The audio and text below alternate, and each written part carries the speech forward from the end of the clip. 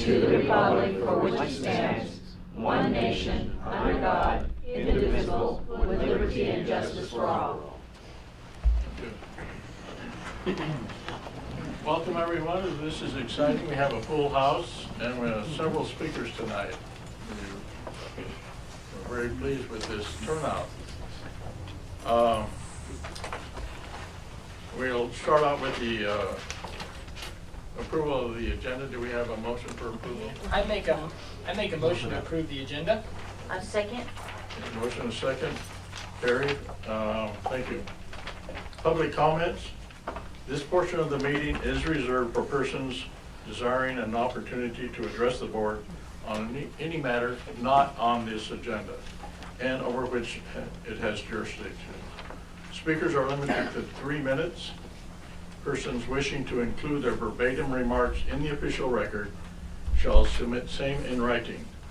Members of the audience are asked to avoid engaging in any behavior that disrupts the orderly conduct of the meeting. Speakers are asked to state their name and address for the record prior to making a presentation. I'd like to add that we have begun a series of recording our presentations, and they'll be broadcast on YouTube, just for your information. In addition to that, I'd like to make sure everyone understands that all public speakers, we do indeed respond to the matters that you bring to us, and we refer these matters to the staff directly, and there are official and formal responses passed back to you within a certain time period. So I just want to make sure that you all understand we do in fact take your comments, and we appreciate you coming, and we address your points. As an example, just to give you an example, in the last meeting there was a request brought up to the board concerning a bus stop on Commerce over by Health South. That we actually responded to that within less than 24 hours. We actually got the response out to the requester and the public. So, okay, we have several speakers tonight. We would like to get through them as effectively and efficiently as possible. We have some people who need to catch the bus back, and so we'd like to take these in order. We also have 3 related speakers we'd like to do in sequence. So we'll just start out first with Barbara Emerson.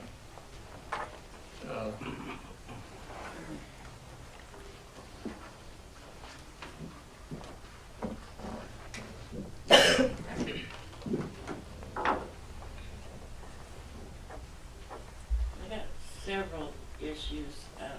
One, I want to know why Karen King gets a pay raise for her service and keeping the buses on time. She has nothing to do with it. It's the drivers that do that. They need the pay raise. And the bus stops definitely need to be wheelchair accessible, because there's a lot of them that 3 feet is not big enough. You can't get on when you've got grass, mud, and tree roots to deal with. And then, and that sign that you put in the buses that says, stating that front seats are reserved for seniors and disabled people, wheelchairs. Why can't they make these people that are young and able-bodied get out of the way and let wheelchairs on? Because there's many times I've been stuck at a bus stop because the young folks won't get up. And there hasn't been a loaded bus either. There's very few people in there, but they're sitting there and they don't want to move. And then the first bus on the route 45, since I live out in Illinois, needs to go all the way up to James Road to catch the first people that may want it. There may not be that many, but there are a few of us that do want the first bus out.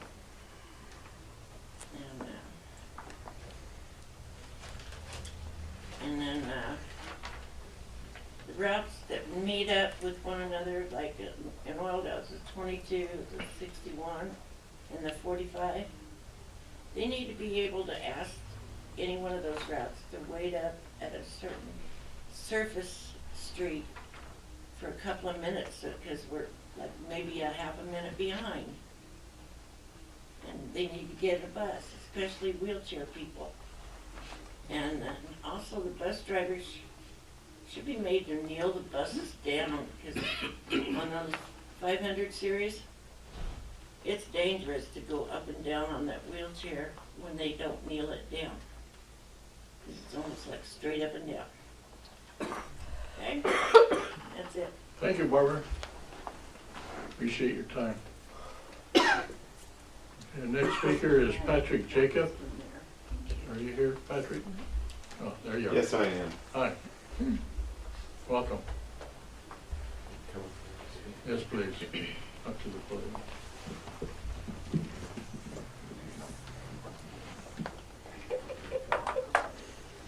Hello, my name is Patrick Jacobs. I'm the Associate Vice President for Facilities at California State University, Bakersfield, 9001 Stockdale Highway. And I just wanted to come to the board this afternoon and express to them my gratitude for the staff's involvement with us in developing some additional bus shelters and bus stop locations on the California State University campus. I've been working with Steve Woods, and we're rapidly beginning the design of the project. I believe it's funded through some federal grants that the Golden Empire Transit has received, and I just want to express Cal State University's desire to work with your staff and make this project come to fruition, and we think it'll be a benefit to both the university and the folks at the city of Bakersfield at large. Thank you. Thank you, Patrick. Ask a question. Certainly. This has been one of our strategic initiatives / goals for last year, and also this coming year. Can you kind of give us a timeline from your perspective on when, when you think that you'll have, this will be kind of put together? The president of our university has signed a letter of intent, which he sent to the Golden Empire Transit about a month ago, expressing our desire to enter into an agreement.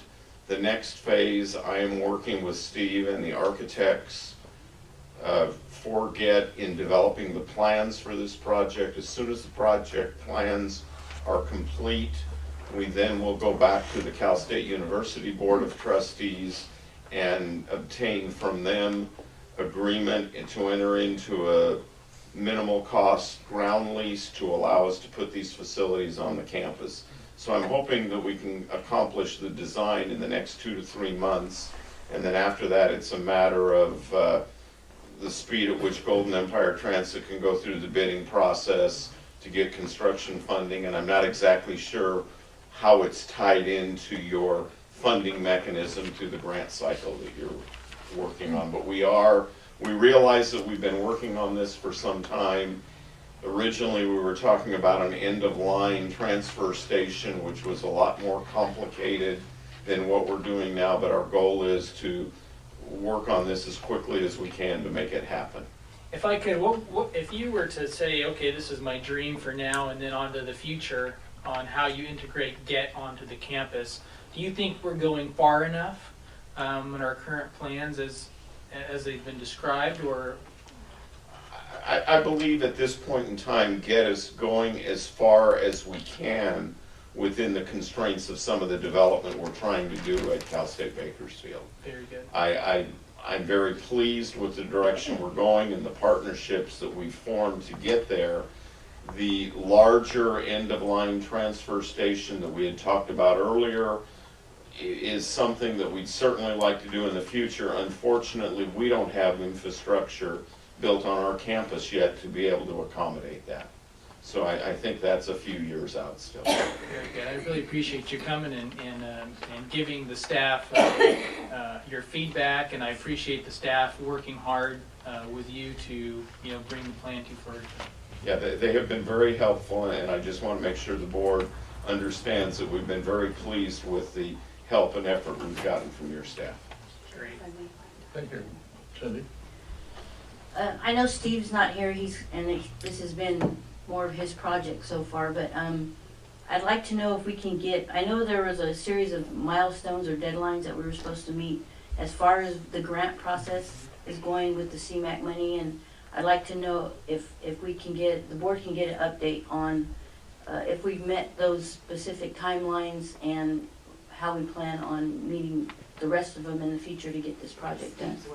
Yeah, Yeah, I'm not that's what familiar with the deadlines. Steve would be the one that has those deadlines and what's transpired and where we're at relative to them. So, if we could, if. Are you referring that to the staff, asking Yes. for that information? All Yes, right, if they could give that to the board. thank you. Thank you. Thank you. Okay, our next speaker is Dr. Evelyn Young. We extend our congratulations to you with your recent walk. I paid him to say that. Congratulations. Thank you very much.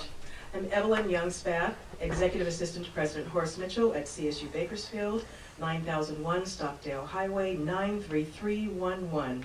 I'm very glad to be here this evening. Thank you for allowing us the opportunity to address you, Chair Hunter and members of the board. As Pat has stated, CSUB is committed to reducing our single occupant vehicle travel by increasing our use of public transit, and not only that, but also increasing other modes of alternate transportation. And I'm here to thank you, as Pat did, for your work and your strategic partnership with CSUB. Our partnership is very important.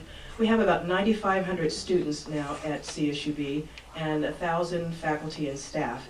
And Pat and I work very closely to encourage our campus community to get out of their cars for short distance trips and either take public transit, and we thank you for the new rapid routes. We thank you for the earlier and later schedules which conform to our students' class schedules and accommodates our evening students as well. And in addition to that, we are working on increasing our bicycle ridership, and I'm here specifically to talk to you about our bike share program. It's our Runner Rides bike share program. We have a fleet of 25 bicycles that are available to faculty, staff, and students to check out at no cost. It's a bike library, to take short distance trips. And we've been working very closely with Golden Empire Transit, Karen King, and Steve Woods. We've also been working with the City of Bakersfield, City Council, Board of Supervisors. Last year, we applied to the League of American Bicyclists to be designated as a bicycle-friendly university to get that designation. And it was a rigorous application, and I'm coming to you to let you know that we were granted. We are designated as a bicycle-friendly university. And we've achieved bronze status. That designation is good for 4 years, running from 2015 to 2019. And a key part of our earning this designation is our bike share program. I just want to give you a few numbers. We launched the bike share program in May 22nd, the last week of May, and it's the last week of spring quarter. Students, the term ends in June. So in the first 20 days of our bike share program, we had 786 bike checkouts from students, faculty, and staff. We run on a 10-week quarter system, so those 20 days from May to end of May to June, and then the 10 weeks in the fall quarter and up to now, we've had 2,405 bike checkouts. And that means 2,405 vehicle trips that were not taken because we offer bike share. I'm here to encourage Golden Empire Transit to think of transit not only as buses, but also bikes. And bikes love buses, we love buses.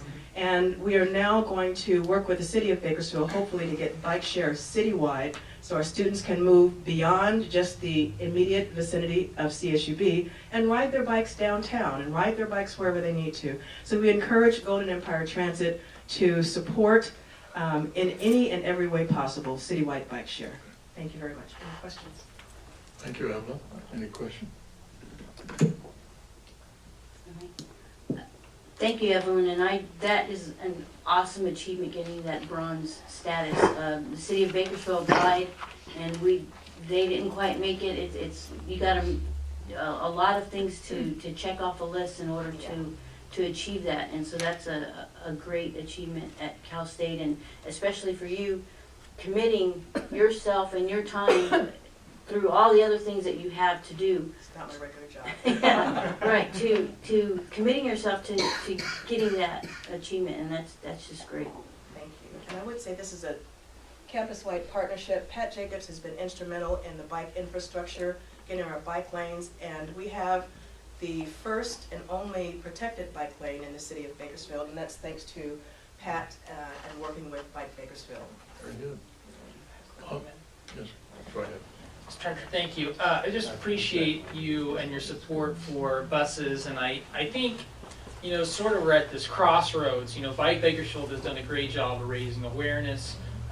City Councilmember Bob Smith and the total, you know, biking, the idea of biking through the city of Bakersfield, you know, it has really been sort of filtered to the top of the heap of things that are important. And I think it's great that CSUB is embracing that.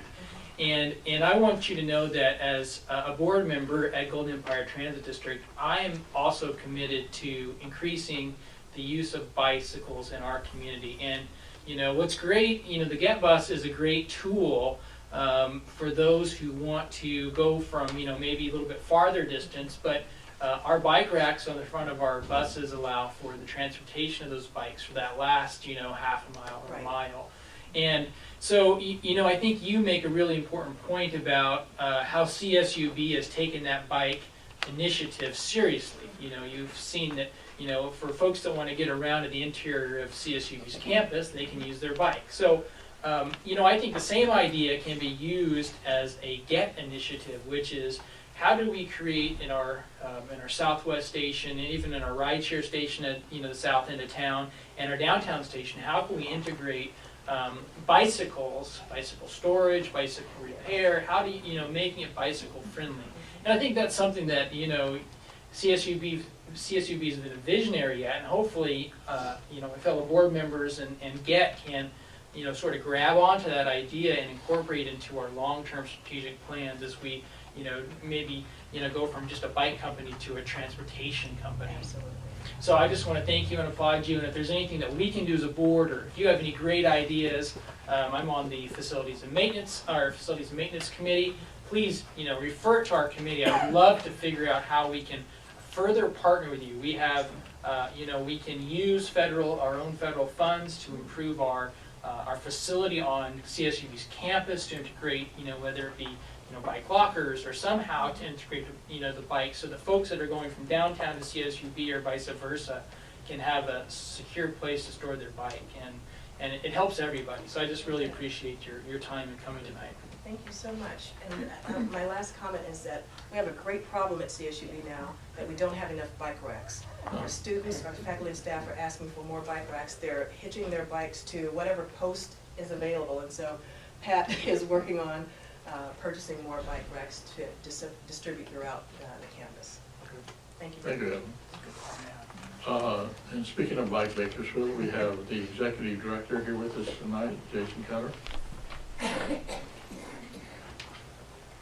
Great. Well, thank you, members of the board. And I don't know how much more I can say besides what's already been said, but as Evelyn said, we've been really involved in this community for the last 10 years, promoting biking for transportation and working with all different levels of government, and the university, to see the lead they've taken in their own campus has just been phenomenal, and we applaud and just thank you. And I want to say in front of this board, thank you so much for what you've done with Cal State Bakersfield. And as they've seen at Cal State with the transformation of a bike share system, we want to also encourage GET tonight to join in that conversation of looking at citywide bike share system. There are a lot of cities now, there are about 75 cities across the country who have initiated bike share systems. Some of them from Oklahoma City to Boise, Idaho to Omaha, Nebraska. Cities that we think we can look at as far as the community size, demographic, and makeup, and see how it can fit into the transportation system. And as has been said, GET is the transportation system for our community, but it's also about not just buses, but it's also about moving people throughout our community. And we think bikes play a pivotal role in that. And how we've seen the integration between buses and bikes. We think that looking at this kind of system, we can serve those short trips that a lot of the students at Cal State have been benefiting from. And as Evan said, over 2,400 trips that have not been made in single occupant vehicles from the university alone because of its students having access to these 25 bikes a day. And so we really want to encourage you guys tonight as the board, as the Golden Empire Transit System, to join in that conversation and really look at a bike share system. And we as Bike Bakersfield are here to do whatever we can to help in that discussion, in that process, and engaging in finding ways to really promote biking in our community with GET. And any resources, any availability we can have, and any partnership, we're here to be a part of that. So again, thank you guys for your support. And Evelyn, again, thank you for coming here. And speaking of the university, thank you to you guys for your partnership with us over the years and partnering with the university and their transportation system. Thank you a lot for the work you guys are doing. I think what we've seen in this board is really taking a positive direction in our community with the public transportation system. Thank you, Jason. And as a matter of fact, you'll see in the coming months the results and some of the work that we've already started in that vein, and the idea of integration of intermodal transit, the idea of our bus service integrating with bike and other modes of transit, so that we can cover what Elliot was just referring to earlier about the first and last mile, where people can actually go literally from their home to their destination using the integration of bike with bus and so forth. And I'd like to, I guess, just move this one step further now. I don't know if I can refer this to a committee, or if I refer it to staff to maybe start looking at other models around the country of how we can maybe partner with Cal State, with Bakersfield College, with the city of Bakersfield, in bringing a bike share to Bakersfield. So I'm not sure what committee that would go to. So I guess I'll refer to staff right now, and then staff can figure out what committee that needs to be. One other, maybe an idea for Jason to help, help the conversation. If you can maybe do some research on, other places who have integrated their bikes and transit and the actual physical locations of where those two meet, and maybe come back and report back to the board and, help us sort of explore ideas. That may be a vision.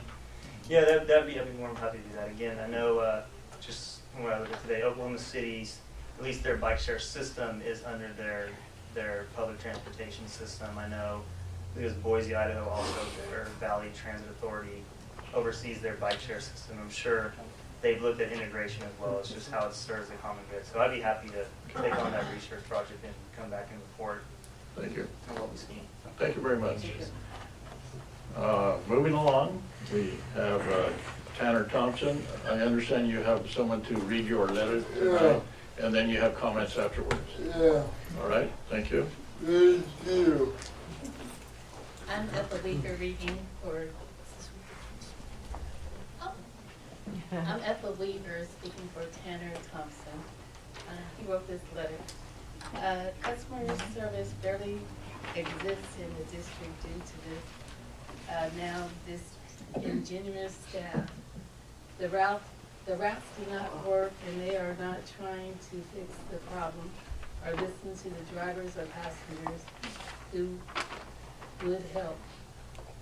We believe the whole operations department is confused, not knowing what to fix it and how.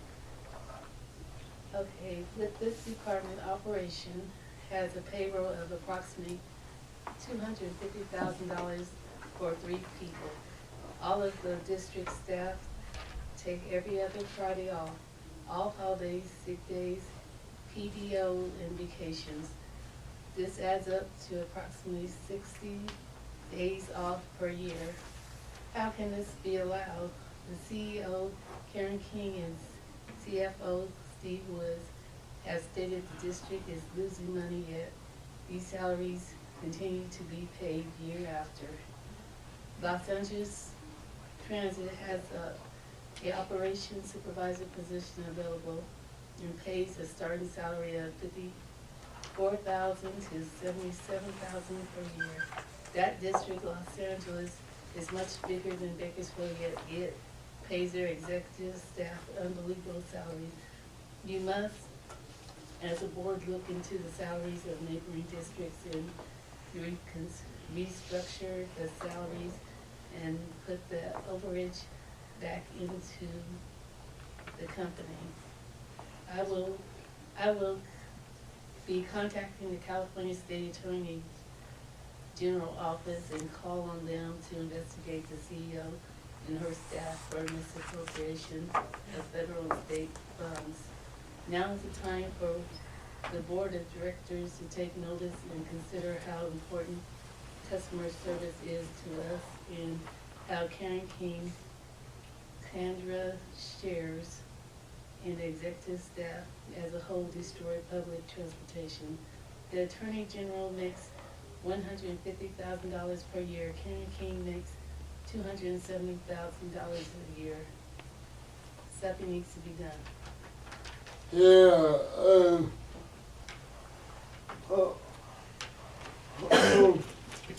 the thing about that is Harvey, almost every board meeting, I feel that,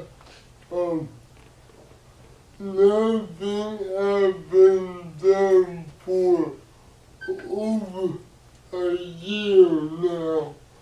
And I feel that I need to make that phone call to the state attorney general tomorrow because I want a formal investigation.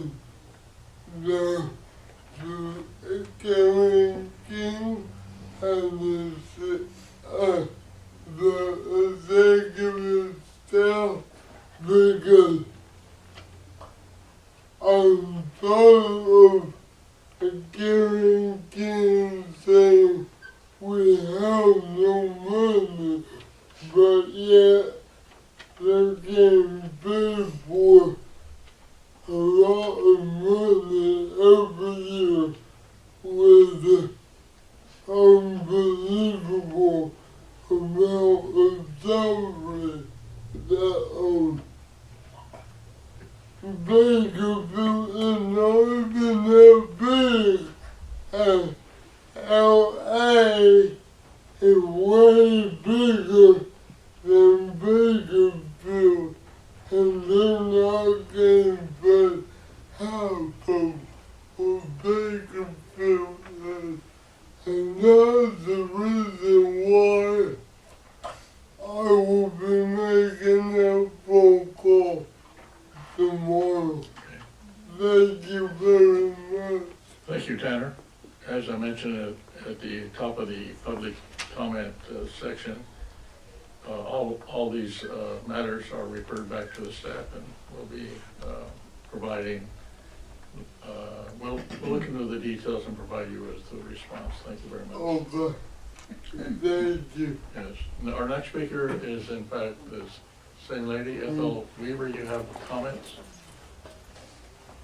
on your own? Yes. Today I found out that bus 47 had free rides, but it wasn't advertised.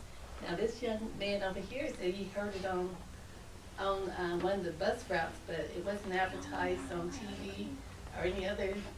I just found out today, and I ride that bus all the time. And I wanted to know, why was it free? Are you guys planning on changing the route? Or, and for bus 22, 21, the homeless center, it only services it twice a day, one in the morning, one in the evening. Those people have to walk a long ways in the dark and stuff, and I was wondering, why can't it be routed like it used to be? Used to go over there, you know, every route.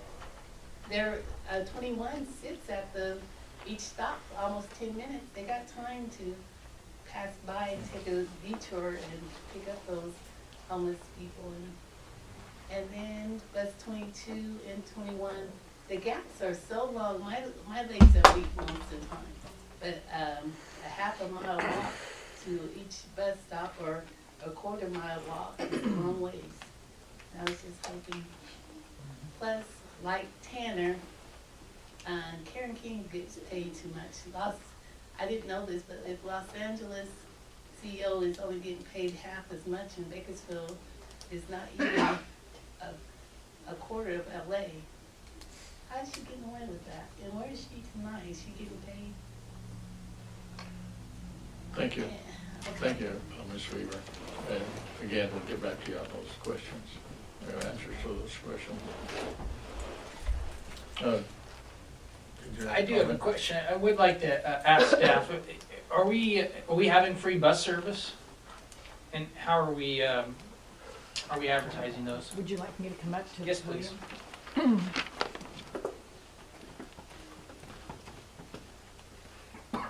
When the Service Review Committee reviewed the Route 47, there are a number of destinations on that route, but yet it is not, the ridership is not what we would like it to be. So what we decided to try was free service for 1 week from February 1st through February 8th. We sent mailers to all of the households in that, along that, the corridor of that route, to encourage them to use it because we felt they would be most likely to. We also it was on social media. It's been on Facebook, on Twitter, on Instagram, and on our website. But we were looking for a specific demographic along that corridor, which is why we did not advertise it widely, if that makes sense. And it's only for a week. It's for 1 week from the 1st to the 8th. And it's really kind of a trial to see, obviously, planning is monitoring the ridership to see if this makes a difference, and then that would drive whether or not we look at doing that on other routes. I see. But it was advertised to the demographic that we were trying to reach, to the market we were trying to reach. Understood. If in the future, if you guys decide to do something similar, it'd be great if maybe the board meeting before that's implemented, if you could just make a public comment that way, you know, it's out there and the board members know about it as well. Absolutely. I apologize. Yes, we will absolutely do that. Now that we're broadcasting our board meetings, we make full use of the facility. Right. Absolutely. Okay. Okay. Thank you Thank very you. much. What if people don't have computers or any of that? And I live in a district, and I didn't see any flyers. Okay, or we'll go on with the next speaker. We will get the information out to you folks. Thomas Rush, please. I like to speak for the people that in wheelchairs on cane and pushing their chairs in the rain. They got no place to sit. They got nothing over their head, and they just getting wet. And the bus comes through the dark. They ain't have a light out there. They have flashlight, cigarette lighter flashing the bus down. But yeah, I want to know. Thank you. Thank you, Mr. Rush. I'd like to make a comment, a response to Mr. Rush's comments. I agree with Mr. Rush. I think that GET should increasingly add overhangs and protection at each of their bus stops. And that's something that we have over 1,000 bus stops. So we have a lot of ground to cover. And year after year, Mr. Rush, we apply for grant money. In fact, this next year we're going to be adding, I think it's how many bus canopies? Do we know? Do we have a number? Yeah, Chris? I think it's about 26. So this year we're going to add 26 bus canopies. And we decide on where those bus canopies go based on the ridership at that location. And so our goal is, you know, over time, that we will have a bus canopy at the majority, if not all, of our stations. But, you know, as you can tell, we have 1,000 of them. We do about 25 a year. Now, if we were able to get a big grant to do it, we of course would do more. But that's something that I personally, as a board member, would like to see. So I hear what you're saying, And I ask you to be patient with us and watch. Hopefully your favorite bus stop will have a canopy over it soon. Thank you very much. One other point of information there is we have been collaborating. We teamed up with both the county and city in actual improvement of bus stops throughout the area. We've donated, not donated, we've invested $1 million, $500,000 to the city, $500,000 to the county in the improvements of these centers, and we will be continuing that over the years. We really appreciate your concern and comments.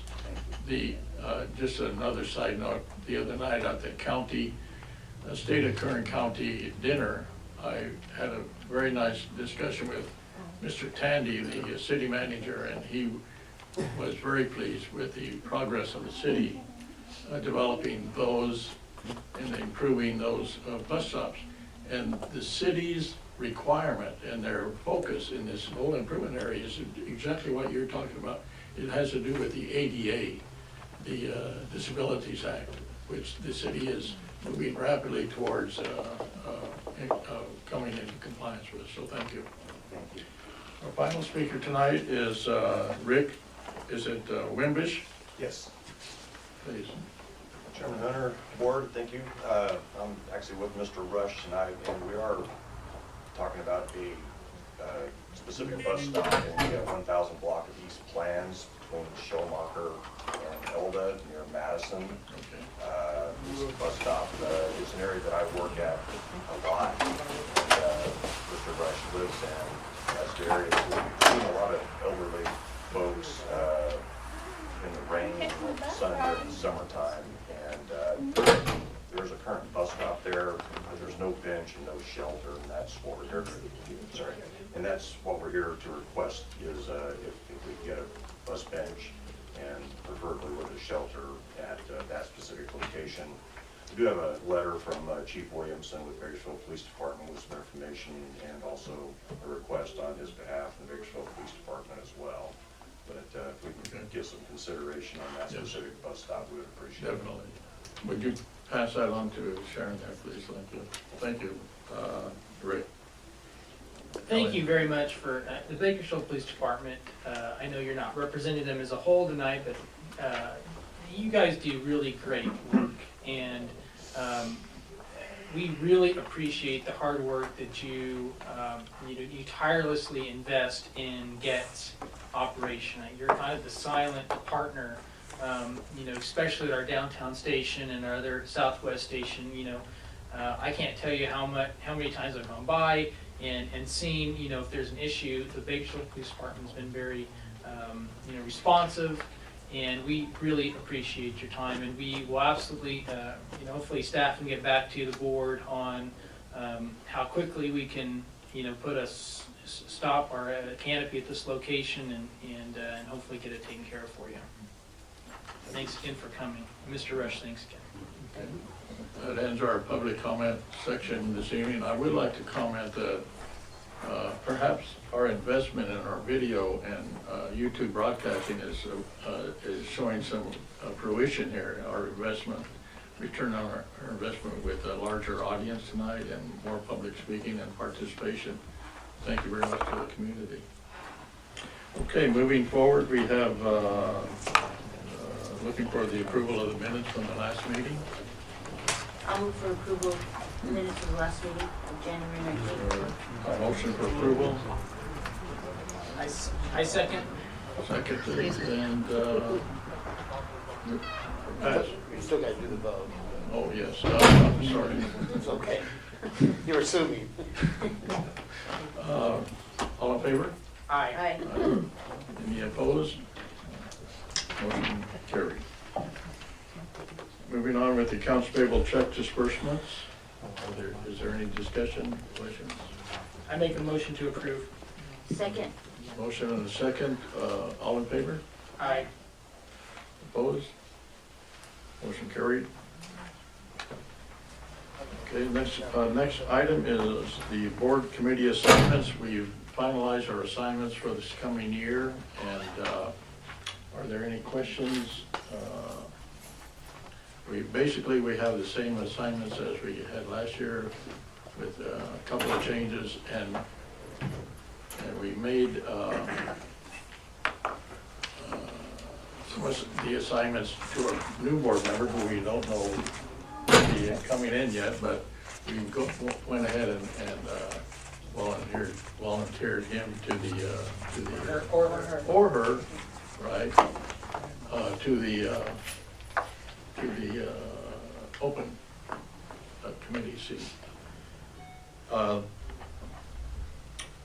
So do we have a motion for approval of the assignments? I make a motion to approve the assignments. Second. And we have a motion and a second. All in favor? Aye. Opposed? Motion carried. Our next item is the appointment of our current COG, or current Council of Governments representative on the current COG board. We've had this past year, Cindy Parra has done an excellent job representing the GET board. I've been the backup? Alternate.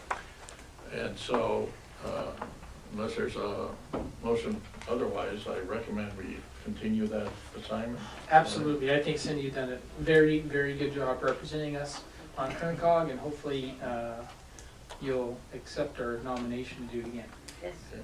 Very Is good. that a motion? That's my motion. And do we have- And to accept you as the vice, as Oh. if you'd like it. Thank you. Yes. So we have a motion and I'll second it. And all in favor? Aye. Opposed? You guys have to vote tonight. Yeah. Doing heavy work tonight.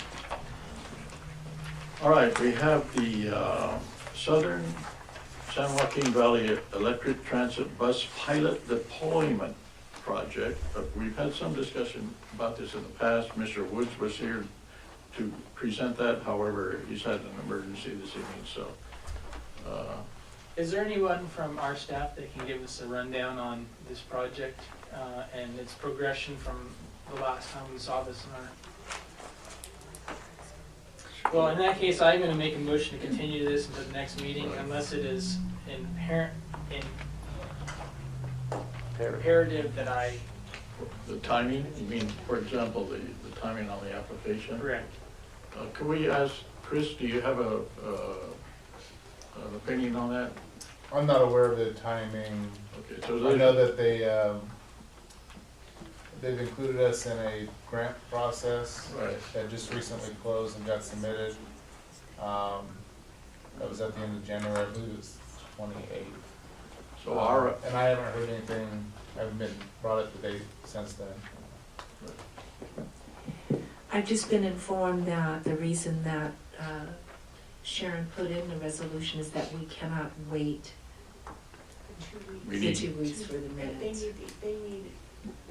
so we need to Something take an now. action tonight. In order to confirm it, yes. I appreciate that. You know, I just wish we could get some more information. You know, we're gonna vote on spending $500,000. One option would be, if you still would like to continue the matter, and it is time sensitive, you could always schedule a special board meeting when Stephen is available. That's not gonna make any friends. That's your other option that I'm aware of right now.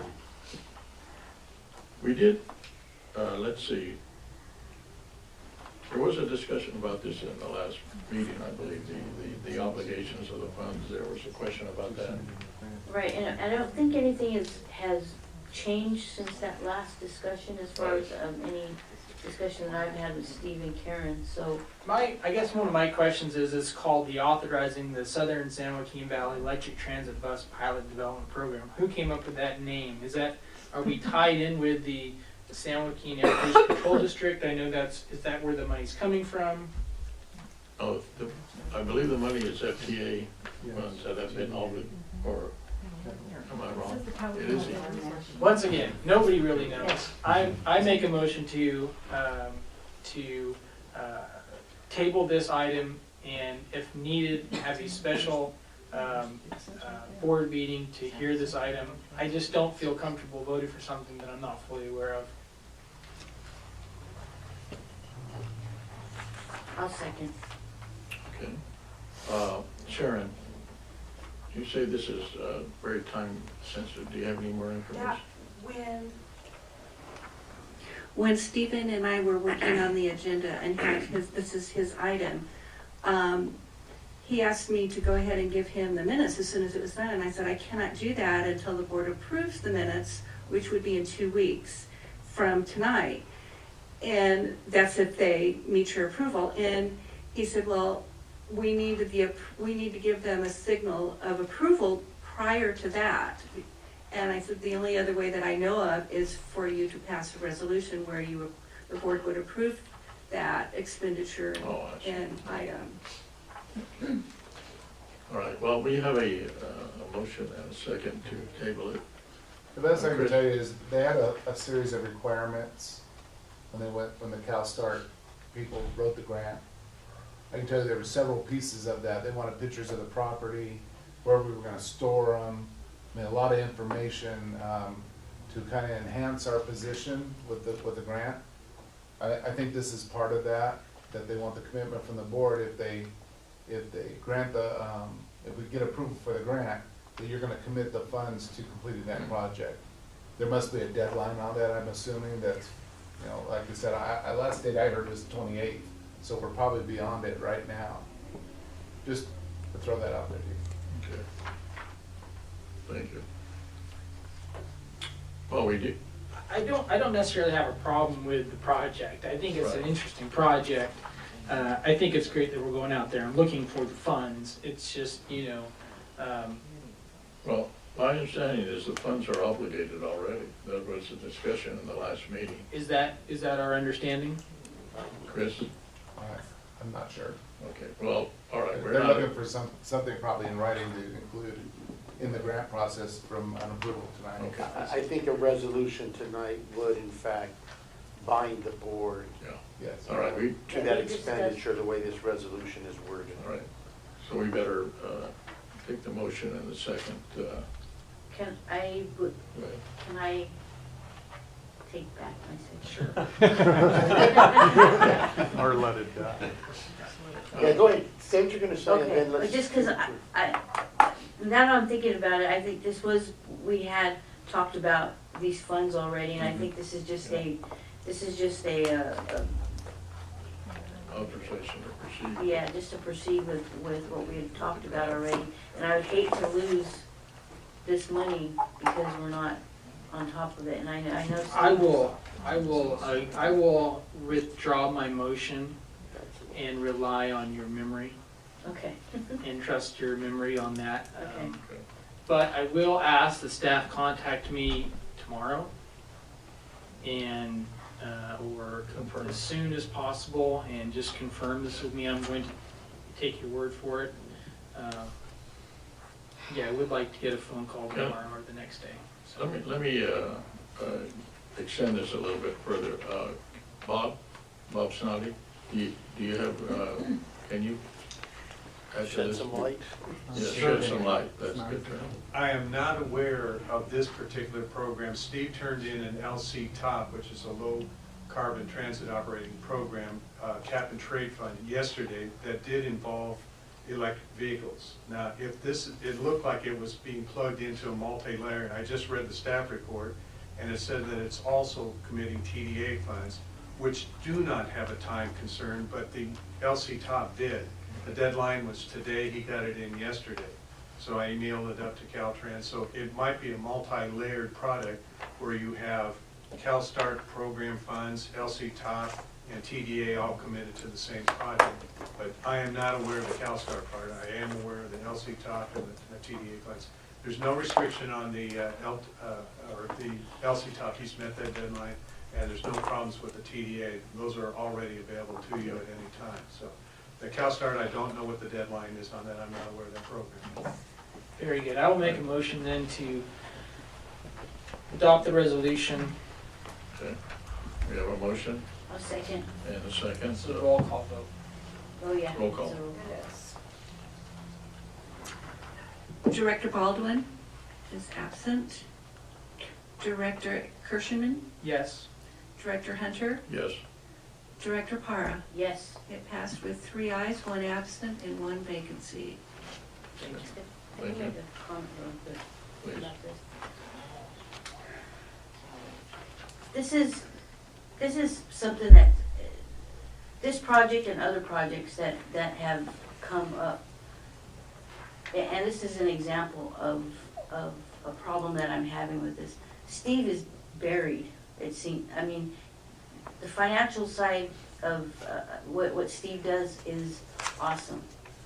But as far as delivering projects and having to figure out when deadlines are and when we have to get certain things in for grant deadlines, and I just think I don't know if this is, there was an audit that was done that's obviously said that, you know, there's a lot of help that's needed in certain departments, but one of the departments was project delivery.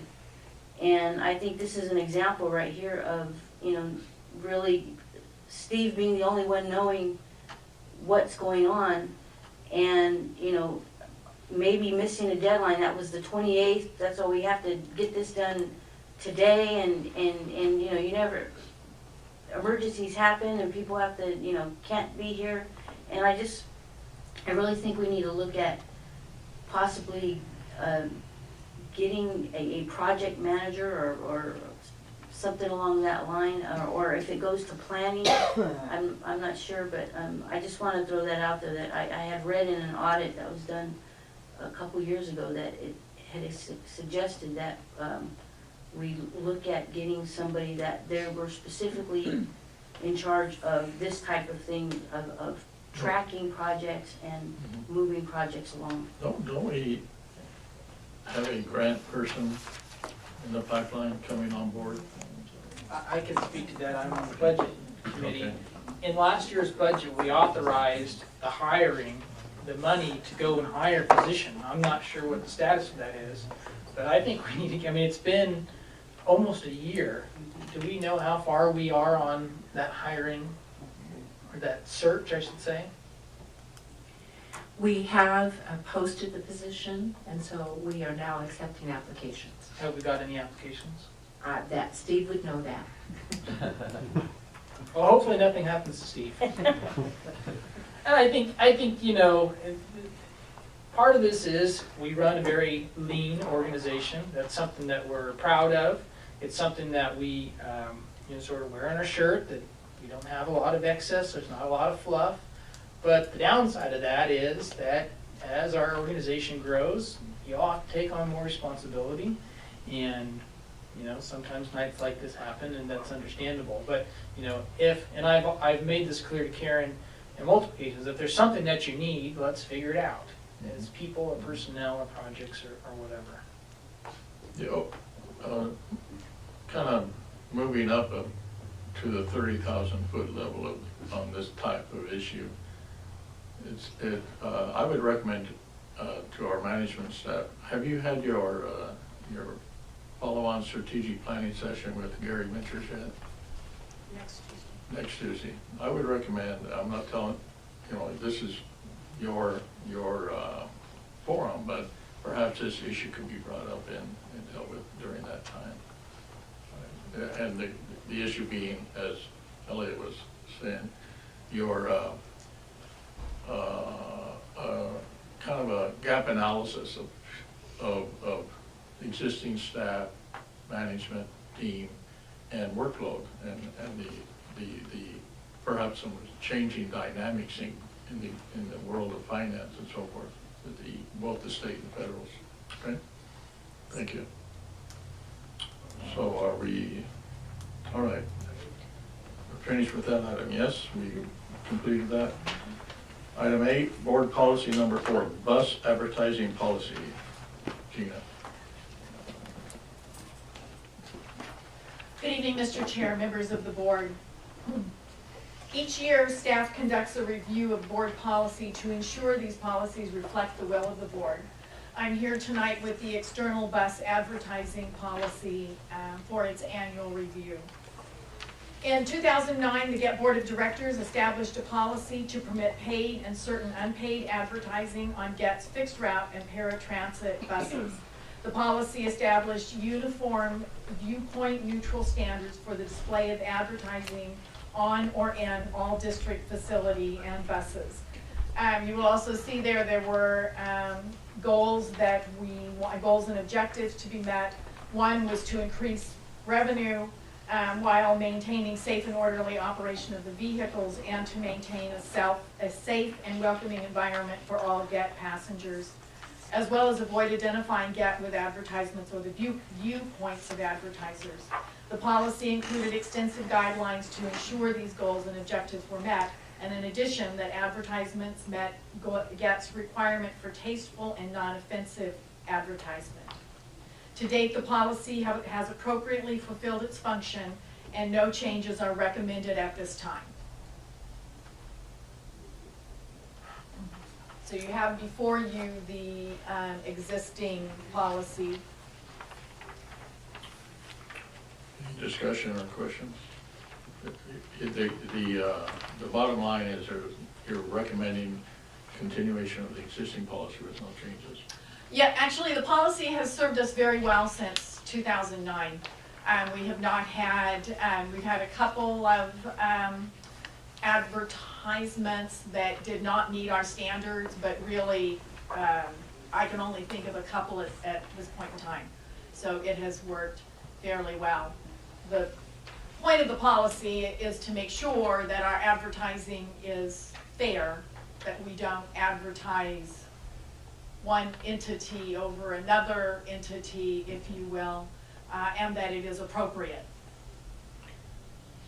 If I may, Mr. Yes. Chairman, how does this policy extend into our negotiations with a possible advertiser? Well, and the only way that it really impacts it is that when we sent the RFP out, of course we sent out our policy. So they have everyone who is considering proposing or making a proposal to us has the opportunity to read our policy. And if they had any questions or issues with it, obviously could address those. So does this become like an addendum to that agreement, that this is the board's policy and these are the rules? Yes, it's an attachment to the request for proposals. Are we requesting proposals for our advertising our buses soon? I know, is Lamar's contract coming up or is it expired? It will end in April, and we just recently sent the RFP out. Yeah, something that I would just, in that process, I just see a lot of empty spaces on the buses, and I know we can't force people to buy locations. I totally understand that. When you say spaces, you're talking about the real estate, the available space for Exactly, advertising? real estate on the buses. Okay. Yeah, I mean, I see buses that don't have anything on them. I see buses that are covered, and I'm not sure, what the, how that breaks down and why one is another. Whether it's a cost thing. I'm asking that in the future that we can retain the rights to space that is not sold on our buses. So that we can put what we want to on our buses if that space is not being utilized by an advertiser. We actually can do that, and as part of their agreement with us, Lamar gives us a $5,000 to spend on advertising. The reason that we're careful about that is, yes, we can do that. We can go however many buses are out there, we could actually go cover all of them. But if tomorrow an advertiser comes in and says, you know what, I want 10 buses, then we pretty much have to take ours off. We try not to constrain them with long-term self-advertising, because obviously they lose the revenue and we lose the revenue. What I would say is that what they typically try to do is the street side first. They try not to advertise on the curb side. That's where ads are most likely to get damaged. Bus pulls under a tree scrapes the ad. that sort of thing. They also cannot use the backs of many of our buses because of the venting. So they do have a sort of a priority that they try to use. And I would say that, you know, depending on the economy, advertising goes up and down. We were very fortunate the first year that Dignity Health was, and actually the first 3 years, they did a major campaign, which was just great for us. Well, then they ended that campaign. So it, you know, it fluctuates with. Something that I'd like to see is an aggregate of all of our buses and what is on them currently. Actually, they give us an inventory on a regular basis, so yeah, I can absolutely. They send it electronically, so sure. I was gonna, if I can Absolutely. add to your comments. Let's see. I think what would be really useful, not only for us as board members, but even the community, the whole idea of having available real estate that which equates to potential revenue. There's a way to manage that from a statistical reporting standpoint. In other words, what I'm getting at is, here's the potential, and there are numbers associated with that. And so the tracking and management of those, that potential in the form of performance metrics. It's very similar to empty seats or ridership. All I'm suggesting is that there may be a way to report that to keep us informed in terms of availability, revenue, and perhaps from that information, setting some performance metric targets during the year. And if you are not meeting those targets, how do we perhaps set up some new programs or take some additional actions to capture that revenue? One way or another. Expand on your idea, if I could expand on you, what is the maximum possible revenue we can make? If all of our buses were covered 100% of the time, how much would we earn? And then versus what were we actually earning now, and look at it that way. What I'd like to suggest is, here's the process.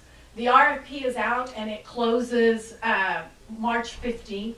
So on March 15th, we will have proposals from however many companies make proposals. What will happen next is that those proposals will be reviewed by myself, Stephen, and Chris James. We will then, and the evaluation is based not just on compensation, but on our evaluation of their ability to provide the service. In other words, to keep the buses, keep the advertising up. I'm sorry, I suddenly got a frog in my voice about half an hour ago. And so then I will come back to you with a recommendation for a company.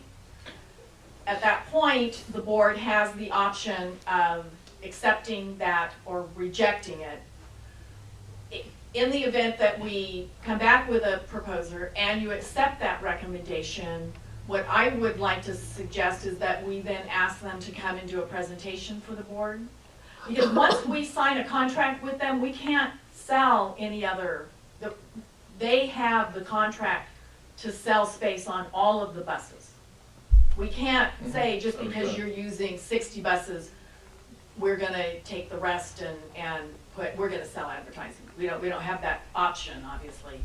Well, I mean, we can have any option we want. I mean, we can, in our agreement with them, we can say, if you don't do it, we can sell it. So you better work, you better get it done. But actually, we don't. In the contract, should we sign the contract that we signed before, they have the option on all of the buses. I understand that, but if we're making a new contract with them, we can add language in a contract that says, if you're not going to fulfill these buses, then we have the opportunity and the ability to compete against you, almost. Right. The contract that we've had in the past does not allow us to. But we're having a new contract now, correct? That is not included in the request for proposals. That's what I was gonna say, it would have to been in the RFP Right. that's what they are bidding on, or Right. that's what. the contract was going to be. And in a sense, I don't know that they would accept a proposal where we're competing against them. And let me tell you one other thing too, if I might.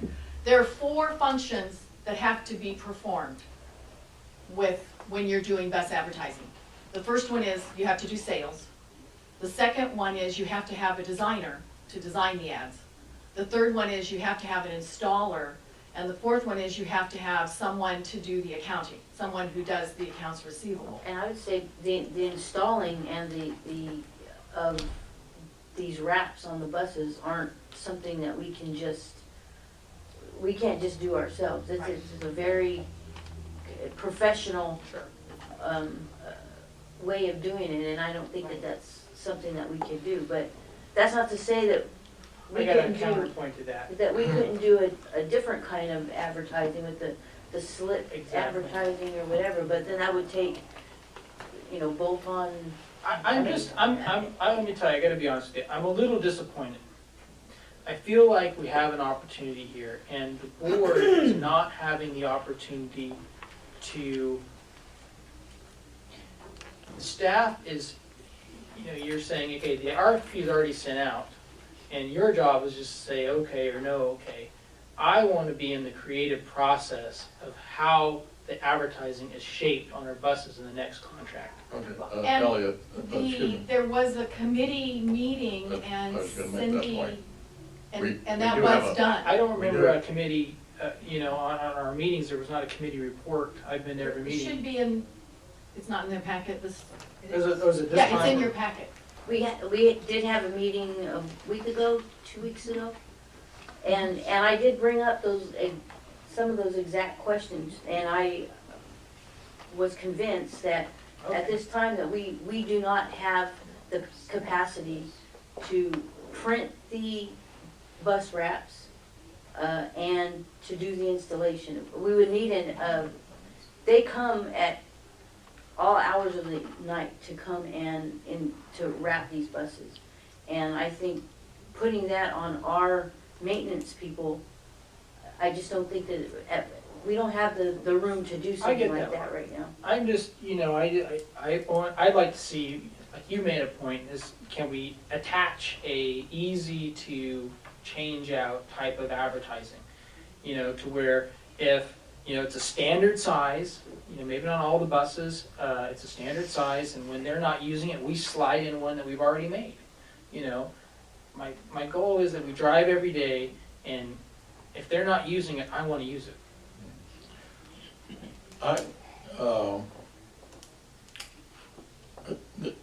What you're suggesting, I fully agree with. However, it's a matter of timing and execution. It's really a matter of execution, which means time. And it's not a radical idea, but it's a significant departure from existing procedures and so forth. What I suggest is that we pursue this, and by the way, I have volunteered and I will be on the marketing committee along with Cindy and this next year. And by the way, I'm attending, so I know what I'm getting involved in, a conference, marketing conference. So I'm gonna learn how the other organizations around the country are doing this. Let me finish my point. And so perhaps the prudent approach is to start analyzing the opportunities. In other words, we're making some assumptions that there's a tremendous revenue opportunity here that we're not capturing, and we're not capitalizing. Perhaps that's true, perhaps not. One way to find that out is to begin this reporting process of here's what we have available, or here's our potential, what are we capturing, and start doing some actual maybe I'm thinking of the term regression analysis, but actually setting performance metrics. In other words, start out, let's identify our performance metric, our potential, and then start monitoring that, and then tracking it and determining if in fact we can achieve those. And we can absolutely do that. That's not an issue. See, let me just make this point. That's part of our issue. Our issue right now is we feel like we're operating in the blind, we really don't know. I feel like I am. Yeah, well, sure, but because we're not getting this information. If we have the information, we can indeed direct the organization to move forward if the potential is there. But we really need, I don't know if you agree with me, but we're kind of grabbing at straws somewhat, assuming that we have this revenue potential. Well, I understand what you're saying, and probably I'm coming from a position that's not fully informed. You know, you made a point about timing, how this is a timing issue. We have until April. We've had years. I mean, we've been on the board for a year and a half.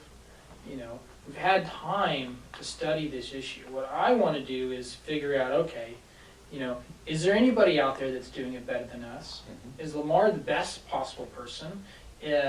You know, I'm sure there's somebody that's doing it different and better. I'm just saying, as all the transit districts in America, I want to be the best. I want to, or adopt what the best person is doing. And I'm not saying we're not doing that, but I don't feel like I have the right information to be able to say yes or no, we're doing the very best we can do. And my evidence to that is I see buses go by all the time without any advertising on them. And I go to other places, other cities, and this is not a you know, Indictment. an indictment. Yeah, exactly. It's not an indictment of us. This is, you know, me trying to think outside of the box. You know, I go places. We all go places. We're going to go to San Antonio. We're going to see their bus system, and you know, and maybe it's a function of their economy, which is fine. But I like to know that it's a function of their economy and not a function of something else that we can do better. I would say that it's probably a function of their size. What I would say is there are agencies that do their advertising in-house. They're the Atlantas, the San Franciscos, some of those, because they have economy of scale. When you have hundreds of buses and you have hundreds of rail cars, it makes sense to hire a sales staff and it makes sense to hire designers. But it's an economy of scale issue, and that for us with our size to be talking about the possibility of having to hire or contract possibly for people for revenue, for limited revenue, has just, because we looked at this when we first looked at advertising, we did look at staffing versus a contract. You know, the bottom line is we get 50% of the net revenue each month for really very little work. Right. And so you have to, I think you have to look at that side as well. At the marketing conference, I did not look this up on the agenda, but they do often have a meeting related to exterior advertising. So we can certainly go and every year that I've gone, I have gone to those meetings. In fact, that's basically where we got our policy, was from another organization. 2 points, follow-up points. One is the idea of in-house providing or trying to accomplish in-house staffing. In-house staffing doesn't make sense to me. You know, external service doesn't mean we can't have I agree with you, two companies. I agree with you. Right? It doesn't mean we can't have two companies, but that's an execution matter. My point that I made earlier about timing was not about the April deadline. It's about the timing of execution of the paradigm shift that you're suggesting in this entire process. That's a significant amount of time. We cannot expect, I don't think we should expect the organization, you're moving along, they're moving along very effectively with existing policies and procedures, and you did your RFP. We had a marketing committee which was engaged and provided the board oversight there. So what I'm suggesting about timing is to pursue what we're talking about, but be realistic about how much time it would take. We have a new marketing committee starting up where rather than try to interfere with the current process, I'm suggesting we move forward with that, and then in the over the course of the next 6 to 12 months, we address what we're trying to get at here. In our RFP, how long was the proposed contract? And you know what, I'm pretty sure it's 4 years. It's 4 years with 2 additional 1-year extensions. The reason for that is when we initially put out an RFP in 2009, we had 3 years on there, and no one would accept 3 years. Their reasoning then was that it takes time to build the business, and if they would just have the business build up at the end of 3 years, so they wouldn't have time to really to make their revenue back from the building mode. So, and I'm thinking maybe they thought, yeah, we build the business up for 3 years and then you take it in-house, and we don't want to go there either. So 4 years is, and that is typical as well. But now they know there's a business, they have some expected returns. Right, well, assuming that Lamar gets the contract again. Right, there are others, this time there are others that are going to give us a proposal, whereas the last time, was it just Lamar? Yes, we have had other inquiries. Now, whether when they go through the whole RFP, they choose to respond, we don't know that. But, so yeah, it depends on who gets the contract. So the contract is based on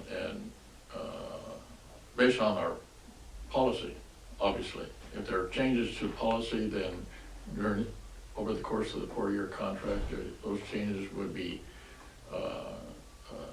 incorporated into the contract, renegotiated, or how to? No, the policy regulates what advertisement we allow on the buses. So it does not allow, for example, firearms, tobacco, alcohol. It also limits, so if you have an entity for one side of a political situation, you are required to let the other side, and so we've tried to stay away from that too.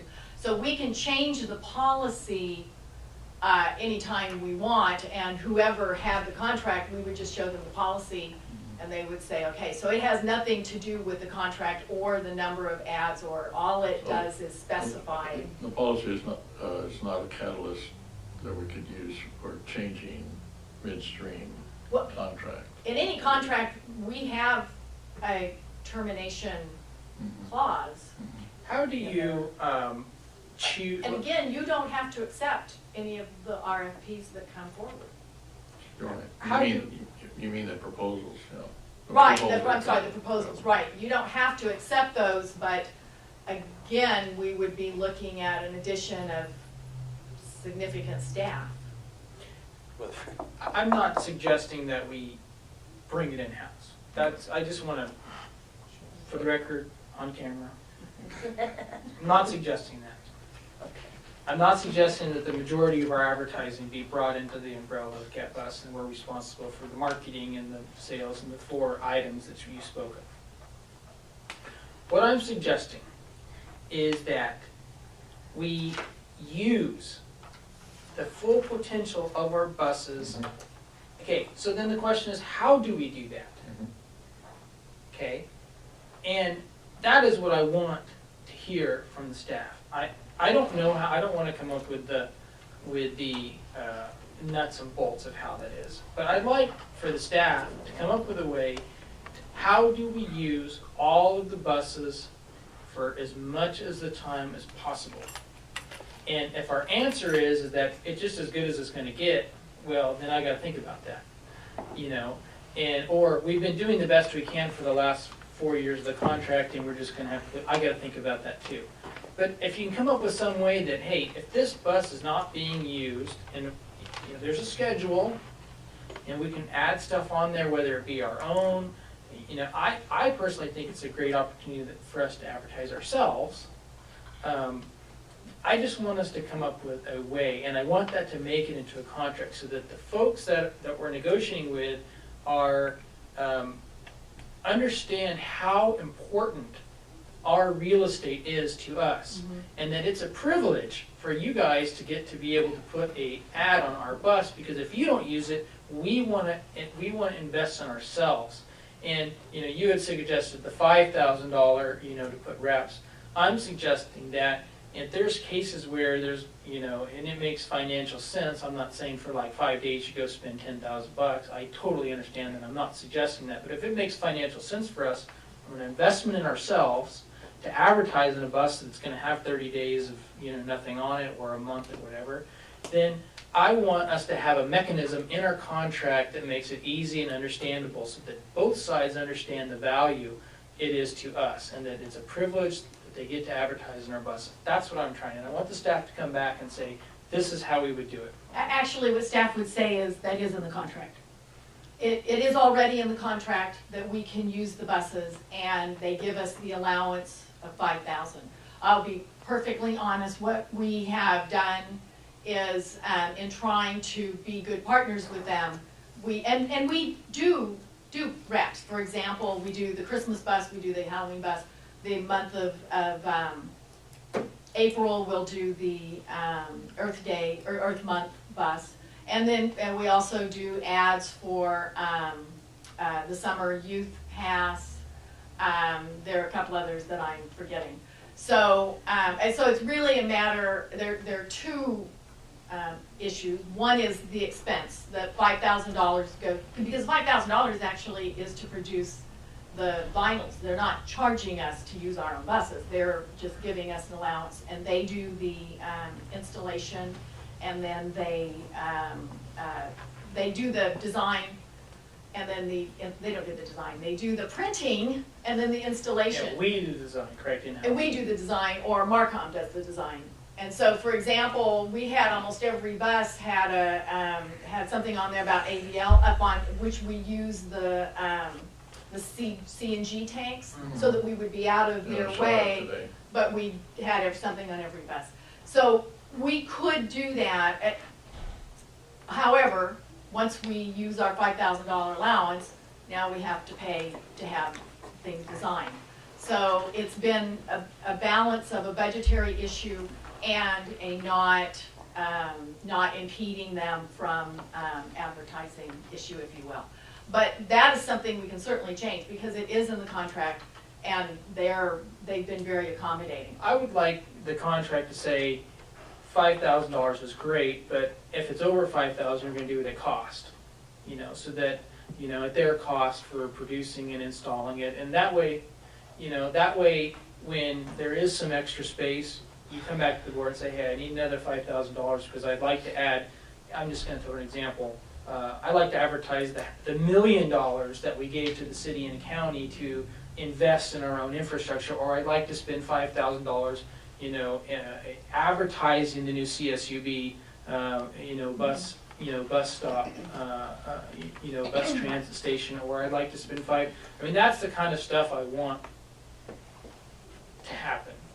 And I'm curious if anybody has any other comments, because I'm totally amenable to your opinion, but I just seem to be the one that's talking the most. No, I think that's a great idea. If we have to add a little bit more cost to say, this bus goes to the new Cal State Transit Center, and we get a bus wrap for that, or anything we can advertise, because we are the best advertisement for ourselves too.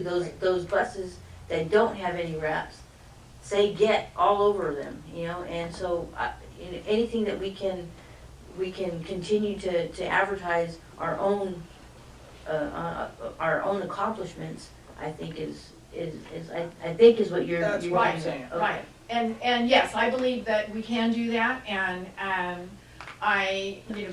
again, there's budgets, but I can absolutely bring that back to you and move forward. I would ask that you request more budget in the next budget cycle for advertising. Okay. I'm on the committee. I'd be happy to support more advertising budget. Okay, I would too. I just have to, real quick an aside, I don't know if you saw the paper on Monday, the guy surfing. Did you know that was one of our buses? I figured that out after because I was thinking, what the heck is that? And then I realized, that's one of our buses. Yeah, it was up in the top corner, Yes. so yeah, I just have to throw that in. So, okay, all right. Any other questions or comments? I've got quite a bit here. I think I'm ready to move forward with what you would like. I like the board, think the board policy is perfect as it is. You guys did a great job. I think it covers all the major things, and I think it's acceptable. And if I may, I asked that, not that this is in the near future, but by possibility, the other issue that you had brought up, that maybe in one day that we advertise on our bus benches or whatever, that this policy also, it would tie into that.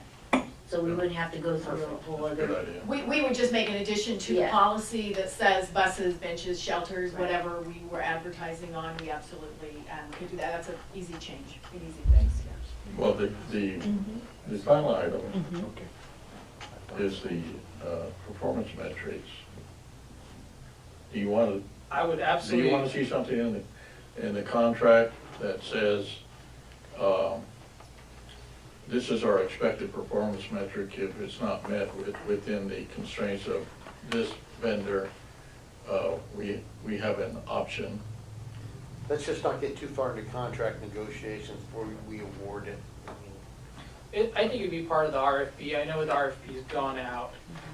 The contract's gonna have to jive with the Right. RFP, whatever that says, unless it's rejected and redone again. But I think there'll be time to determine what you can fit into the contract during subsequent committee meetings, possibly when it's agendized and stuff like that. The RFP requires that they, anytime we ask for performance, for financial information, they are required to produce it. So I think it's loosely covered in the RFP and in the contract that we can ask for updates from them. They give us an update on net every month when they send us our check. They tell us what the total net was, and they do an inventory of buses for us on a regular basis. I think those are the two major factors that we're talking about, but I would suggest that this may be covered already in the RFP and covered to some extent in the contract. I think, if I'm hearing you right, Mr. Hunter, tying the contract to a performance, for example, I'm just gonna throw, if our buses are covered 90% of the time, you can get additional revenue, What did we do last year? What do we expect from you this year? Is that kind of what you're saying? What I'm saying is, in order for us to effectively analyze these opportunities and so forth, is we need to start getting reports, cyclic, consistent reports, even on a monthly basis, which is in the context of a gap analysis. Here's our potential, here's what we're getting, and maybe some narrative about why we're not, what are some of the issues and that sort of thing. Then we can move forward with some direction to the staff. If there appears to be potential beyond what we're getting, then we can direct the staff. I think it's just something that we have not done. I understand exactly Right. what you're asking for, and what you're asking for is enough information so that you are well informed Exactly. about what's going on and what the potential is. I understand that exactly. It's not something we have provided in the past, absolutely something that we can provide in the future, and that will allow you to better understand, all of us, I suppose, to better understand and to make decisions based on data. That's basically what you're asking for. I Right. get that, yeah. Thank you. And we can do that. So we need to affirm the policy. Have we done that yet? No, we need a motion. I'll make a motion to affirm board policy number 4. Motion? Second? Second. Do we, is this a roll call? No. Vote. All in favor? Aye. Aye. Opposed? Motion carried. Thank you. Gina. Next item is the board policy number 9, environmental, and that is Condra.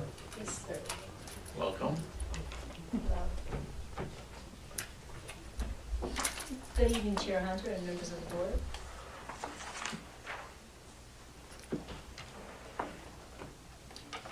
The district applied for FTA Environmental Management System training and was one of 10 agencies selected to participate in the 2-year program. The training prepared the district to achieve an ISO 14001-2004 environmental certification. In order to be in compliance with ISO, the Golden Empire Transit District Board of Directors adopted Board Policy Number 9 on October 15, 2013, which was subsequently amended on July 15, 2014. The ISO standard specifies requirements that enable the district to develop and implement an environmental policy which reflects the district's commitment to reduce pollution and comply with applicable legal requirements while continually striving for improvement.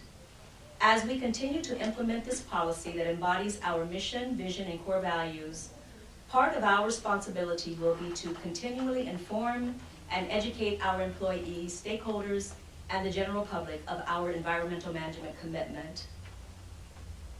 The environmental policy serves as a guide for the program's implementation and is also the philosophical basis for the entire environmental management system. There have been no changes to the policy since it was amended on July 15th of 2014.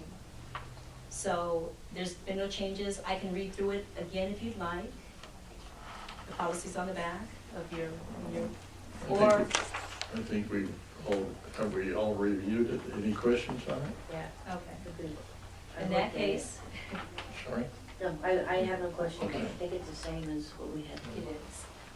In that case, it's staff's recommendation to affirm Board Policy Number 9 and have our new board chair sign the policy. I would like It will to, be reposted all over the building. So, I would like to point out that last week I attended the quarterly review, the first quarterly review of the operation of the system and the performance metrics and so forth, and I'm totally impressed, and I send out kudos to the entire management staff for this program. It's been very, very impressive what they've done.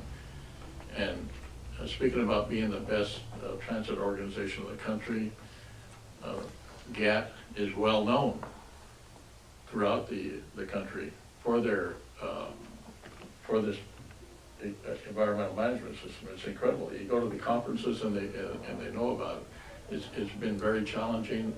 The entire staff has worked on this in addition to their regular job. It's a really an excellent amount of work that's been done.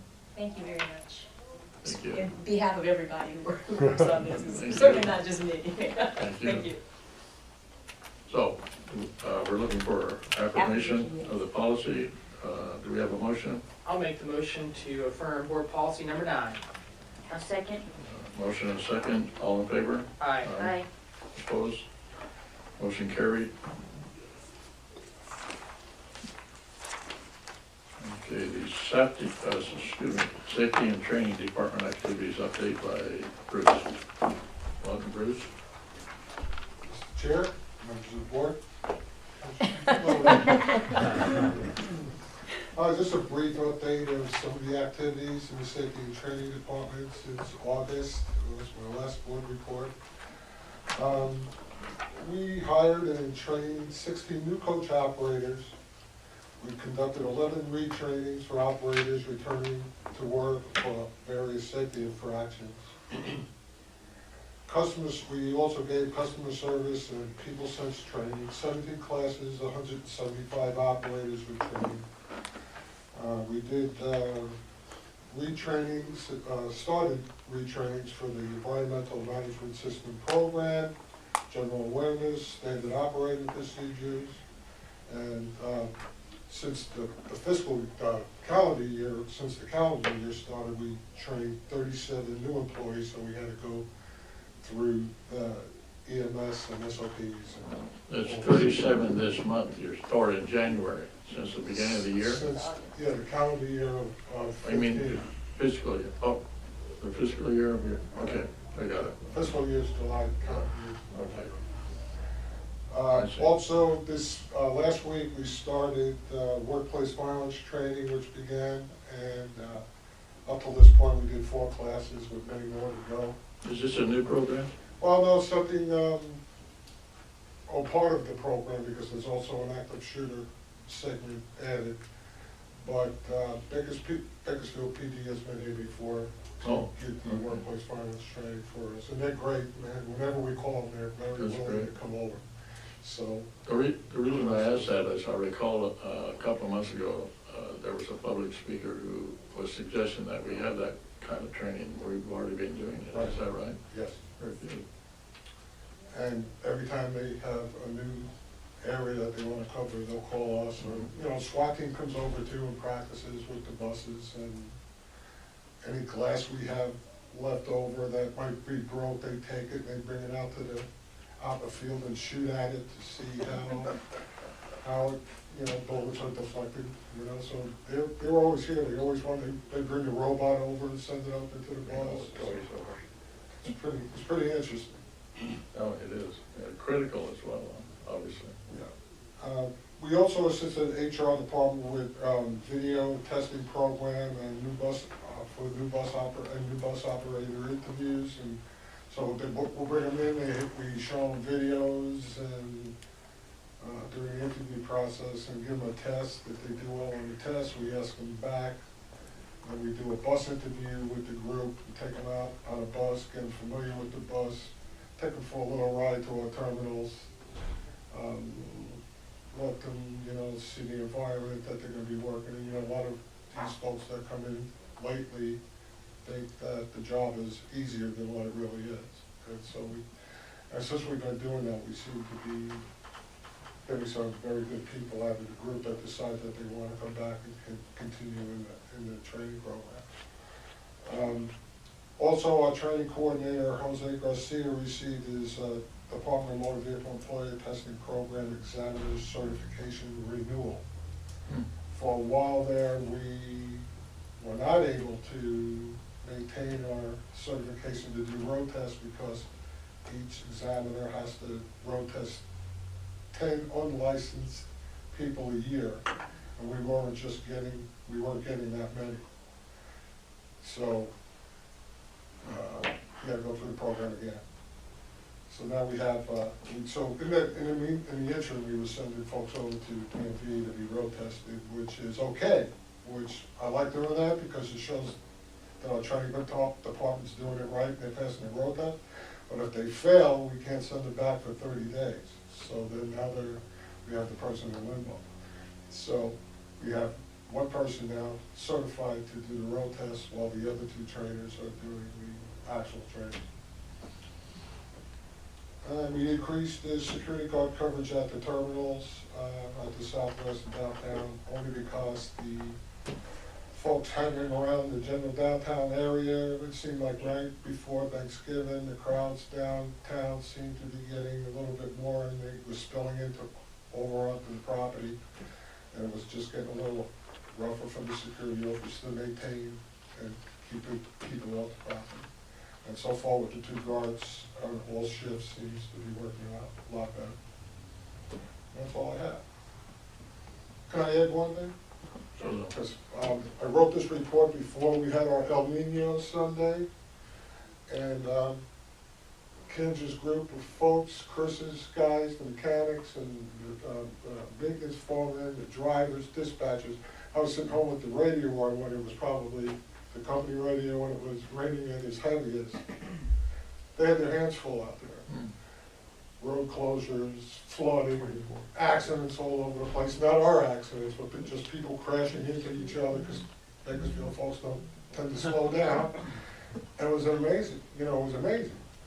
You know, not too many things get me excited, but that got me excited because, you know, they were out there doing it and, you know, we had a safe day on top of it. So this is a testimony to the effectiveness of your training, obviously. Your Yeah, safety and absolutely, training. but sometimes, absolutely, but sometimes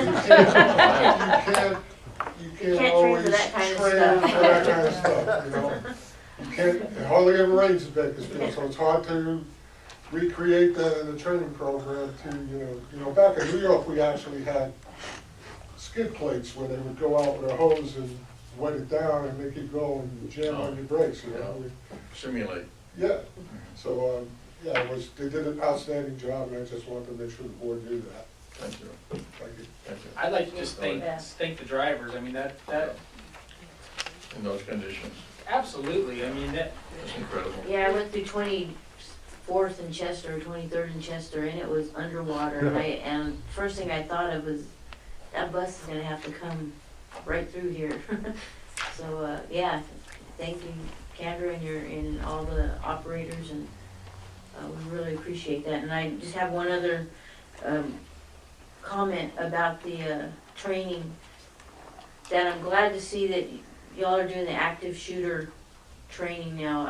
It's a sad state that we have to do something like that, but it's very reassuring and very puts people's mind at ease a little bit that we are looking at, you know, those types of situations, and it's just something that we have to live with nowadays, and doing the active shooter training is very important. Thank you. Next item is our KernCog report. That's Cindy. We had a presentation, Proterra came, the zero emission all electric bus. They came to the KernCog and gave a little report on, I guess some of their technology has, they've got longer running buses now in between charges, which has been a concern. We've looked at other bus companies that have their e-buses, and we had looked at Proterra, and I knew that was one of the concerns, was their time between charges. But they say that their time they've got better technology, so that was a very interesting presentation. I saw and rode on one of those buses in Pasadena at the conference. Oh, really? That's very, very impressive.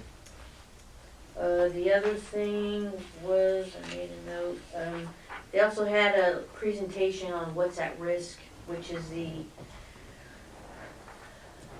drum that KernCog keeps drumming over there with it, beating with the sales tax for the half-cent sales tax that they're trying to pass, because we're coming way short of of meeting our road needs as far as what we collect in gas tax to maintain our roads. We haven't had a hike in that gas tax in, I think, 17 years. And in that time, cars have got more efficient. There are e-cars on the road that aren't paying the gas tax but using the road. So there are a lot of different different things that are eating away at that gas tax that we're collecting, and part of that is, you know, they're trying to encourage us, to the citizens of Kern County, to get on board to support a gas tax to maintain our roads. The other important thing that happened was there's a coalition that has been put together to try and get behind the high-speed rails, the high-maintenance facility. They haven't, in no way was it we were supporting any particular place, whether it be the Shafter or the Wasco place that they are putting forth to high-speed rail. All we were voting on as a board at KernCog was to sign a letter of support to the coalition, saying that we support jobs, the jobs that will bring at least 1,500 jobs, and that's not including the ancillary jobs of other things around the high maintenance facility that could be either in Shafter or Wasco, and the board voted overwhelmingly to support that, and that's those were the highlights. Thank you, Cindy. Speaking of the high-speed rail, that's our next agenda item. Do we have an update from the CEO's office? Yes, Karen wanted me to share with you that the California High-Speed Rail Authority should be getting back to us with their revisions on the MOU after February the 8th the deadline for Sacramento folks to get back to the Fresno folks that we are dealing with. Also, she will be attending a February 11th stakeholders meeting for the station area planning that the city will be undertaking. Thank you. Board committee reports. Mr. Baldwin is not here this evening. Do we have any, did you say you're on that committee? Elliot? That's the, Admin and which finance? I am on the admin and finance Is committee. there any, I think I alluded to this at the last meeting, a project that I had referred to staff regarding taking credit cards on not only the fixed routes, but also the paratransit routes. And I was extremely proud of the work that Steve and Karen had done. And I don't know if there's any other staff, but I know Steve really worked hard on coming up with a good way to take credit cards. And not to kind of go into some he's not here, so I'm going to go into some of the details. And I'd kind of, in my own way, nagged and pushed along, trying to get some progress on this. And he helped me understand what the issue was, and that is, if you notice, we all got sent a new credit card, and it's got a little tag, a little chip in it, right? And part of the delay was the manufacturers of the card readers that take these cards were not ready to accept the chips yet, and that's where everything's going. And so they weren't selling any card readers until they got this thing figured out, and they integrated the new systems. Anyways, they got integrated, and they came up with their new. And you'll see the company that they're going with, or that we're going with, is the same one that's all over the place. I think it's like Vaughn Phone or something like that.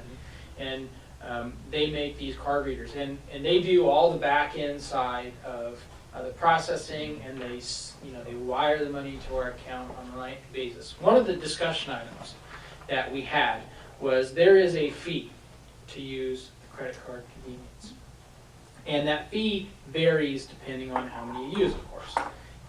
There's like a set fee, and then there's like a percentage fee. And so part of our discussion was, how do we deal with that fee? I think. No, I'm listening. Am I I think talking? it's here in the finance committee. Go ahead. yeah. And so one of the questions was, how do we deal with that fee? And my thoughts, and I think Karen and Steve would agree, that is a convenience fee that is appropriate to pass on to the folks that are using those. And I know that's something we could think about. That was sort of my opinion at the time. Folks can still use cash, and here's our rationale. If you're using the service, you have to go to the ATM. They usually charge a fee to withdraw cash from the ATM. It's usually $3, something like that. Convenience of using your card, you can buy multiple passes, you can buy single rider passes or multiple day passes, or all day passes. Anyways, that's something that's going to be how it originally comes out.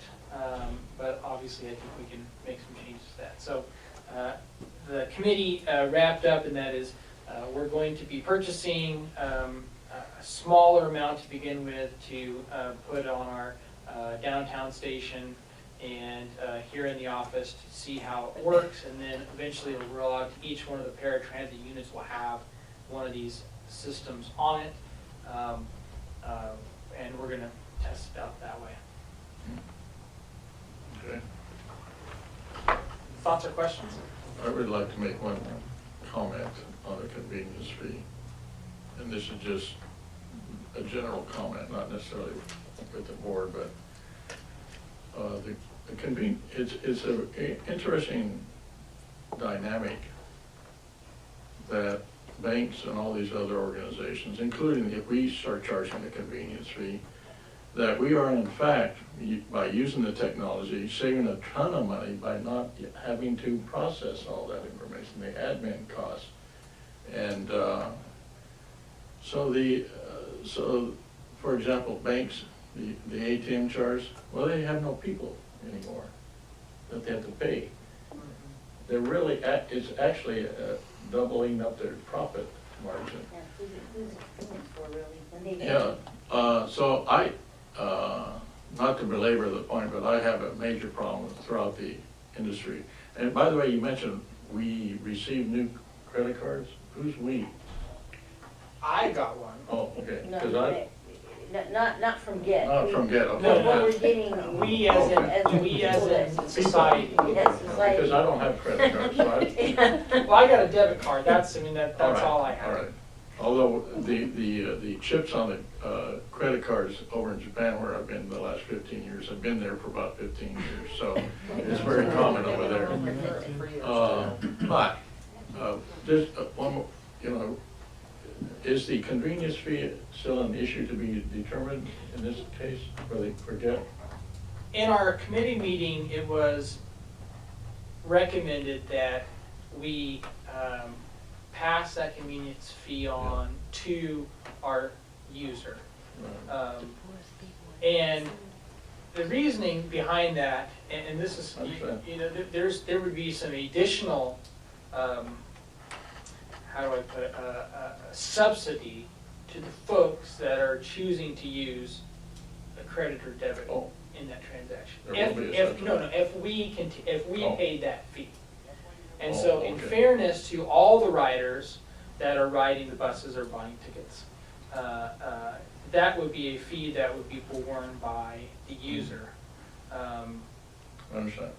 That was our thought process. That's like using your bank card at a different bank, they'll charge you money.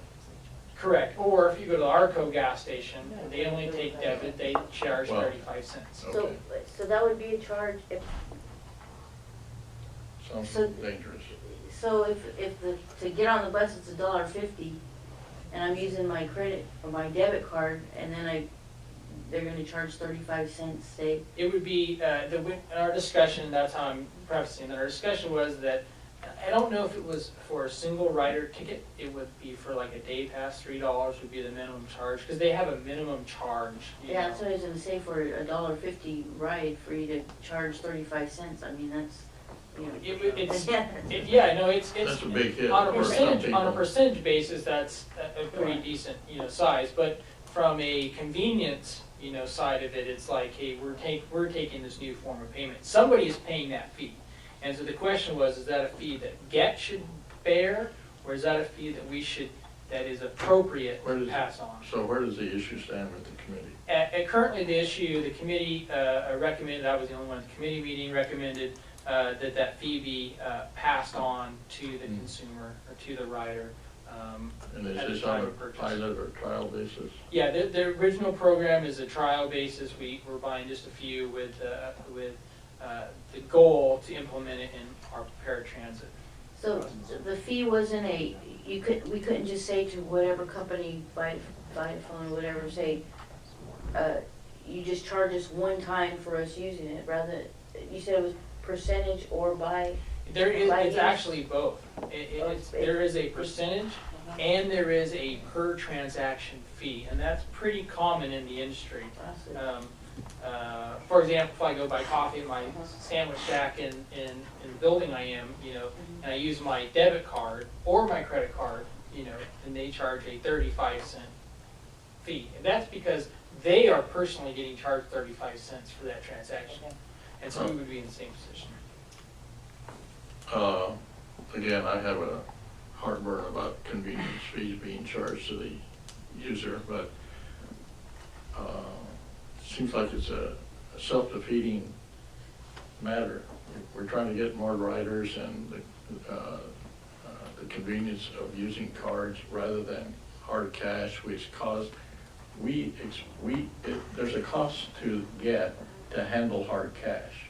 There's no cost to Get, or there's reduced cost to Get with the cards, and that's one of the reasons you're recommending this, right? I think you're right. So the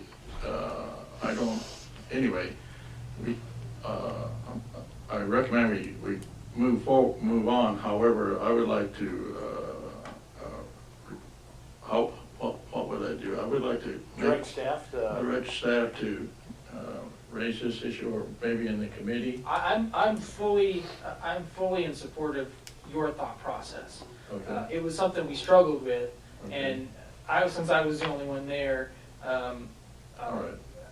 Mr. Chair, I just recommend that if you want to discuss this further, have them place it on a future agenda, and you're gonna, you know, and perhaps direct staff to bring you whatever information you'd be wanting. Yeah, I would like to do that. It seems counterproductive, counterintuitive. It just doesn't make sense. You know, there's we're supporting a lot of people, and we're trying to create growth in this in our services, and to add a fee on top of the rates that we're already charging that are difficult for some people. That seems counterproductive. Okay, but just to be clear, that's only being done on a trial basis for a couple, so nobody thinks that there's a fee throughout the No, district. and what I'm suggesting is that we look at that even further and do some further analysis of it, and again, to previous points, let's reach out and look at how the industry is doing it across the country, and maybe there's some better ideas. Absolutely, and just to reiterate this point, this is a trial. Yes. They gave us, I was given two options, a wider adoption versus a narrow adoption. We went with the narrow adoption. Yes, that's smart, very smart. Of trying it out. All right, thank you. Thank you for that report. The next committee is the facilities and equipment. Elliot, have you had a meeting since? We have one scheduled for tomorrow. We have one scheduled tomorrow. We've not had one. I think tomorrow's meeting, just to give the public a preview, is to continue our discussion with the folks at the county and try to narrow the scope and define the scope of the improvements to be made with the investment of $500,000 in county sidewalk and ADA infrastructure. I'm trying to finalize the MOU with them, correct? The agreement. That's correct. Are you attending that meeting, or you've already provided your feedback? No, I think now it's beyond a contract language issue and more about, just like Director Kirschman said, scope of the work to be performed. Okay. Right. Okay. And I will, in tomorrow's meeting, you know, it's important that what comes out of it is supported by the entire board. You know, I was sort of the catalyst for moving in a direction. Would you say that's correct? Yes. I had a thought process on what the county is proposing. And so hopefully tomorrow what I hear is that they like my proposal, or our proposal as a board, and then we can bring it back before the full board for some further discussion and adoption. And that would be my goal, is that we get, you know, all of us to nod our heads in the right direction, so that it's a group effort, not just the committees. Thank you. I would hope that we could move forward with that, because the city is, as I understand, is like 90% done with already what they've spent most of that money and done all of those improvements already. So. Right. And in fact, to the earlier public speaker, the request for improvements concerning the ADA requirements, we really need to get those changes moving forward. Thank you. Okay, the External Affairs Committee did not meet during this last period. Marketing, was there? Yeah, we did meet and we discussed the board policy number 4, which we just voted on. Thank you. Operations and Service Department Committee? We did not meet. All right, thank you. Let's see, future agenda items and board comments. I made plenty of comments tonight. Okay. I appreciate the staff's hard work and diligent effort. I had a lot of fun at the State of the County dinner. We were well represented, and I think our county is moving in the right direction. There was a great speech that was made by Supervisor Gleason did a great job of sort of going through the history, and he did highlight some challenges, which I think we're all going to feel in the next year, but certainly something that we will not overcome. We're strong, and I think gets in a strong position to be a leader in transportation in the next decade, and I appreciate all your hard work. Cindy? I think I made enough comments too tonight. Thank you. Thank you. I would like to follow up with what Elliot said about Chairman Supervisor Gleason's speech.